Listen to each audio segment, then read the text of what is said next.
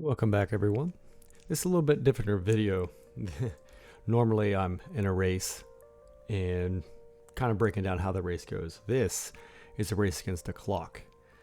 I'm tackling the Radio Rendezvous, and I have less than, just about an hour to do it. Just say 60 minutes. The challenge is 60 minutes for me because this guy, Puppy Remy, he decided to eat a toy and get stuck in his stomach and have emergency surgery. So we're calling it 5 o'clock to see if we can go pick him up. So that's the course profile. You come through the Mayan and it's a KOM, down the grade, up the grade to the radio tower. So a very challenging route. It's I think 24 kilometers, 750 meters of climbing. So this is the quickest, fastest bike. It says 55 minutes.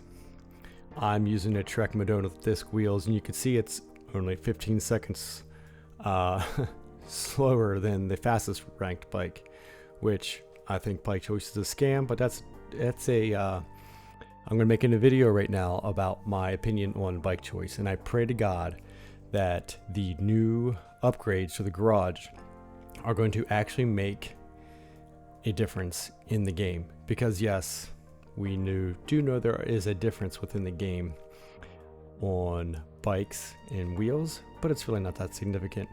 If you're saying the fastest setup and my setup with disc wheels is only 15 seconds, faster or slower, depends on which one you're using, it really doesn't make a difference. But I digress. So the whole challenge is get this route done within 60 minutes. So at about 5 o'clock, I can be ready to go to know if we're going to go pick up Puppy Remy from the vet. Basically, as you saw, I literally start riding. My guy had been waiting in the pen because this is a Jersey unlock. So I wasn't able to be there right at the start of the group. I think I'm like 2 hours or so behind. Yeah, 2.5 hours when I started this. My guy had been chilling in the pen waiting for this unlock. So I'm warming up as I'm going, and I know from looking at the Zwift Insider metrics, it says at 4 watts per kilogram average, it'll take 52 minutes. And then, what was it? The Zwifter bike app said 55, I believe, at an average of 320 watts, which is just over 4 watts per kilogram for me. So I know there's a lot more time to make up on the climbs. So I was doing zone 2 till right here. Now my target is in the area of 320 watts, which is kind of like 4.1, 4.0, 4.1 range. But as you can see here, like I'm basically sitting at my, what would be basically FTP right around 340. And as we come up the grade, I got a kind of a comparison. I have never done a true full gas all out effort for the grade. I've done a few harder efforts. This today would be an excellent comparison between the My Whoosh Power Passport test and this effort. So for those who have done the grade, once we get to it, you'll see the numbers, and then we can talk about it a little more. So here, I'm still feeling pretty good to pushing these wattage. This is just right around my threshold in my FTP area, so I'm feeling pretty comfortable now. And I truly don't know, I've never paid attention to the grade. I know this section here from the start up through the Mayan KOM up through the Itzu KM is about 10 minutes. I've done several races across it. I really do like this section to race on. It's not so steep, it's like, kills you, but it's just steep enough and it has enough rollers and pitches that you really gotta attack it and work through it. Like this section right here, you can't let off. That little bit of gap can really haunt you in this next section coming up. So overall, heart rate's doing good. I'm feeling good, and in the back of my mind, I'm really curious about the grade because I've done it, but not full gas. So I don't know how long it's going to take, and I'm trying to. At this point, I'm doing some math. I know I have a lot of climbing left because the radio tower is about a 6 minute to 7 minute effort. At this point, I'm just guessing. a 6 to 7 minute effort if I'm able to still hold this pace. Which at this point I really don't know if I'm able to by the time I get there. But this is a very challenging course, so it's pretty good. A little challenge to do sub 60 on it, kind of like the Alp. The big challenge for the Alp is sub 60 for several folks, and I have not climbed the Alp maybe more than once in this year at all, maybe once, and I think it was just a partial Alp. I don't even think it was the full Alp.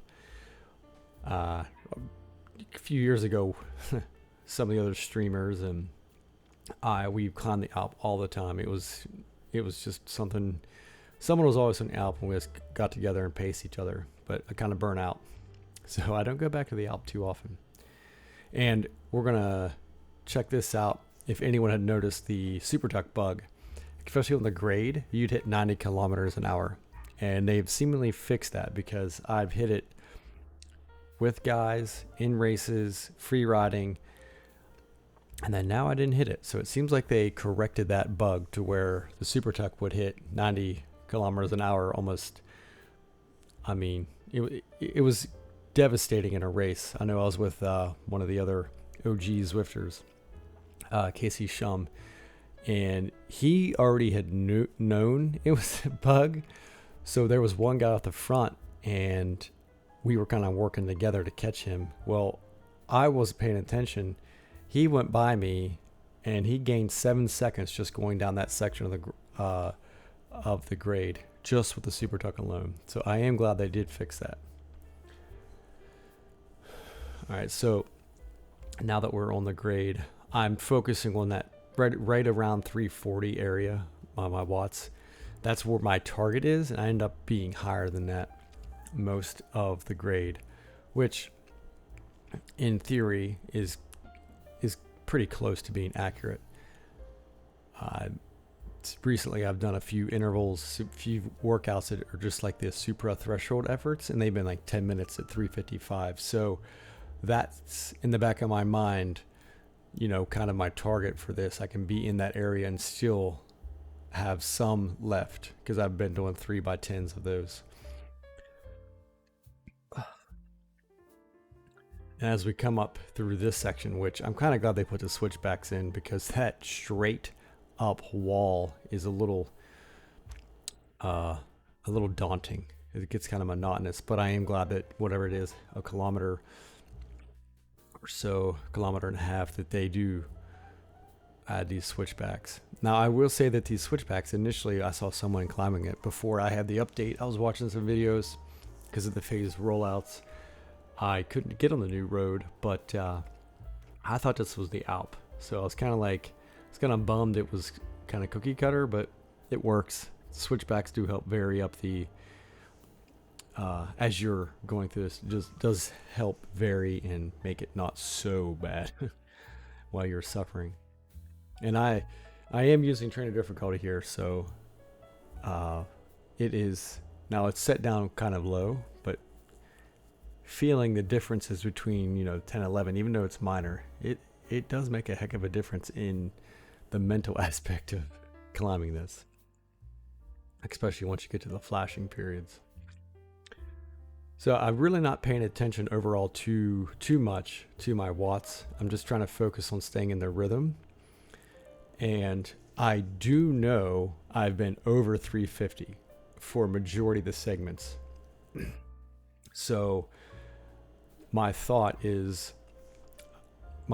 for this grade that I get to the top here is going to be similar to my most recent My Whoosh Power Passport test, which they have set my FTP in My Whoosh at 343. And I've done a few other tests, and it's been accurate. I did an hour at 338. So I know that's seemingly accurate. So I come across here, boom, my grade is 313, and I'm like, that doesn't seem right. That's crazy, because 313, and for that effort, I didn't know exactly how long, but it kind of threw me off, because what my Whoosh had said was a little bit different. You could see right here, 12 minutes at 365 gave a FTP of 343. And from the intervals, from looking at it afterwards, I did 357 for just over 12 minutes. Very similar, so I would have figured that grade would have been not too far off, but it was vastly different.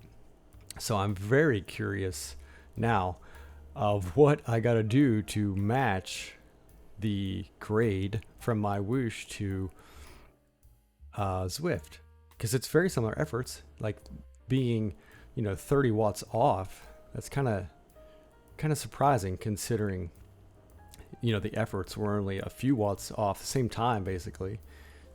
What was it, 8-9 watts, whatever it was, 365 I think it was to 357.